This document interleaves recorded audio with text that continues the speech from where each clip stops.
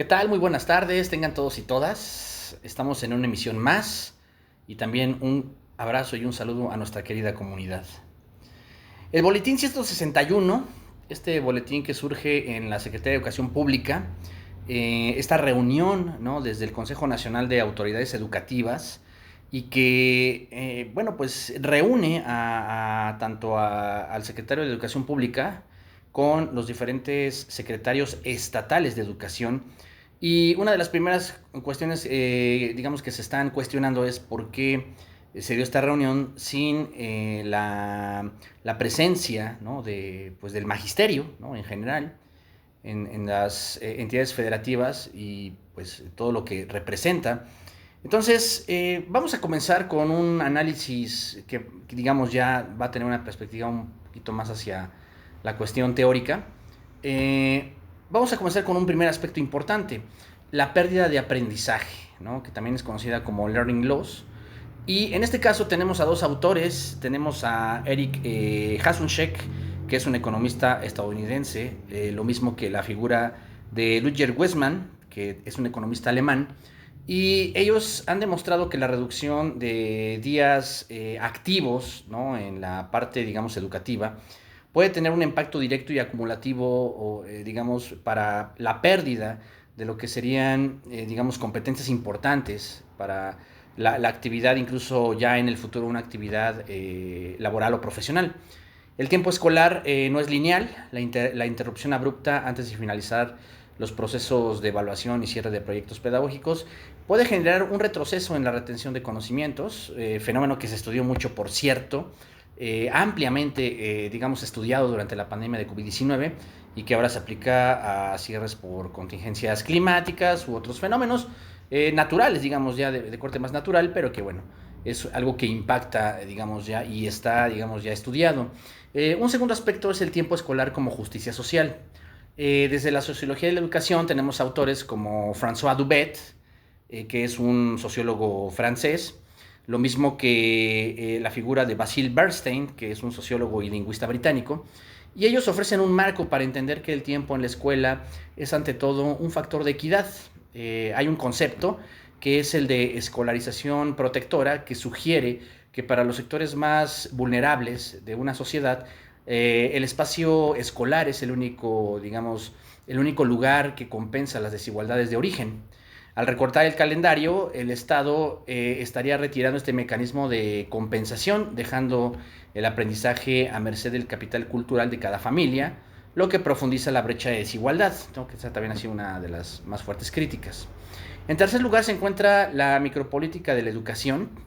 Este es un análisis del sociólogo británico Stephen Ball sobre esta cuestión que él denomina el performance educativo, que, bueno, pues sirve para cuestionar la decisión de la SEP. Aquí se plantean decisiones educativas que responden a una performatividad política donde la administración prioriza la gestión de crisis o la imagen pública, que, bueno, puede representarse en evitar el descontento por el tema climático o los eventos masivos como el Mundial, o incluso, ¿no?, las cuestiones que se tienen con los sindicatos, sobre todo con la Coordinadora de Trabajadores de Educación. Y esto está por encima del compromiso pedagógico de fondo.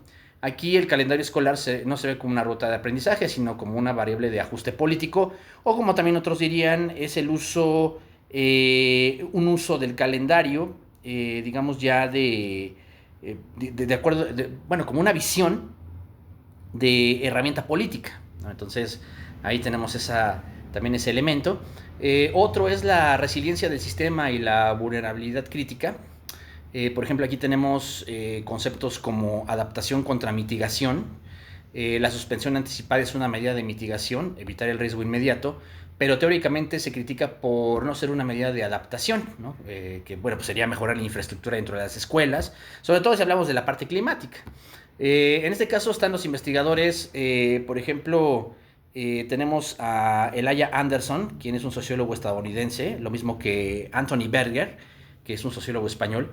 Ellos señalan que cuando los sistemas educativos optan por cerrar un lugar, digamos, de adaptación, demuestran una vulnerabilidad crítica que debilita el derecho constitucional a la educación en favor de una solución pragmática de corto plazo, ¿no?, sobre todo si hablamos de educación pública. En este caso, pues hay bastantes cuestionamientos profundos, sobre todo desde la parte política.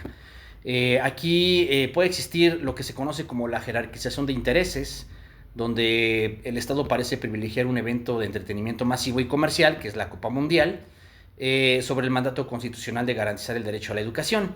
Hay varios elementos, ¿no?, que están alrededor, por ejemplo, la improvisación contra la inversión. Aquí podemos mencionar a la Unión Nacional de Padres de Familia, que bueno, pues, han señalado que hay una omisión política, ¿no?, en esta medida. La falta de inversión en infraestructura escolar pues es también un tema y es una cuestión, digamos, paliativa, ¿no?, para muchos sectores. Entonces, pues en lugar de atacar el problema de fondo, que es mejorar la infraestructura para las cuestiones climáticas, pues se está mencionando, ¿no?, ya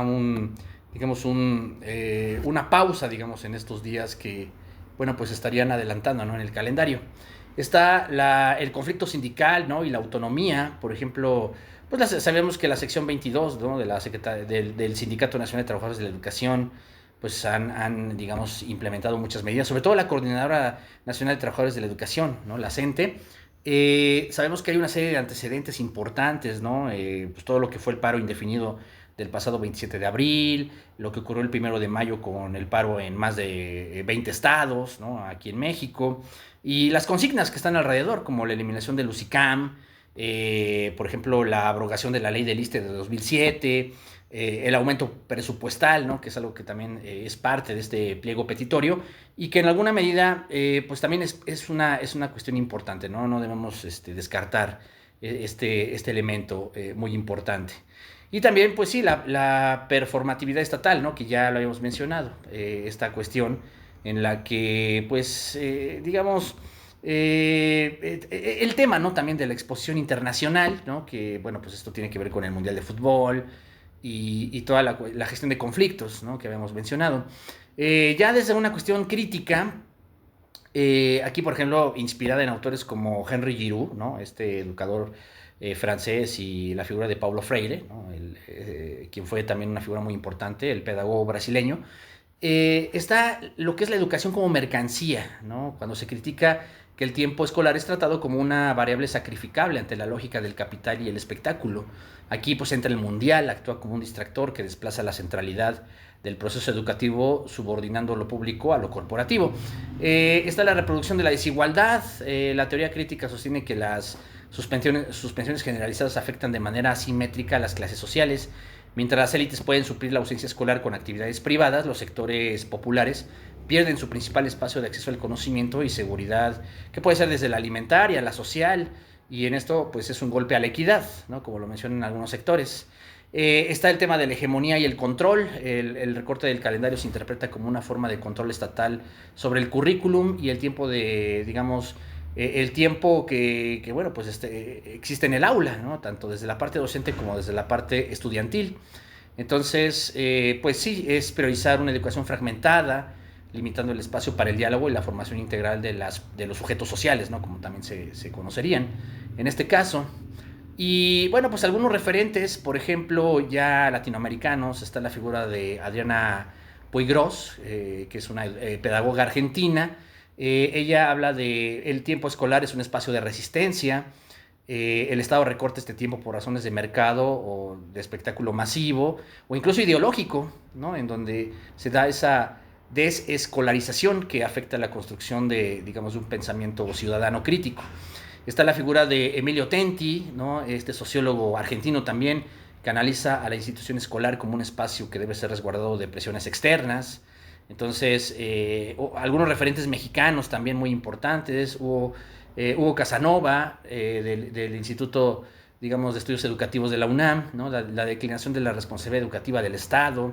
También está la figura de Ángel Díaz Barriga, en donde pues él se encarga, ¿no?, de mencionar que la didáctica y el acto político permite cuestionar la suspensión. Y la figura de Marco Fernández, ¿no?, que ha calificado a la medida como un golpe a la educación, la pérdida, digamos, de aprendizajes, ¿no?, y toda esta parte que también se ha estado tocando, ¿no? Y también el tema, ¿no?, de los intereses políticos que existen alrededor. Tan solo queríamos comentar estos aspectos. Como siempre, es un placer estar con todos y todas. Tengan una bonita y excelente tarde. Nos vemos y hasta la próxima.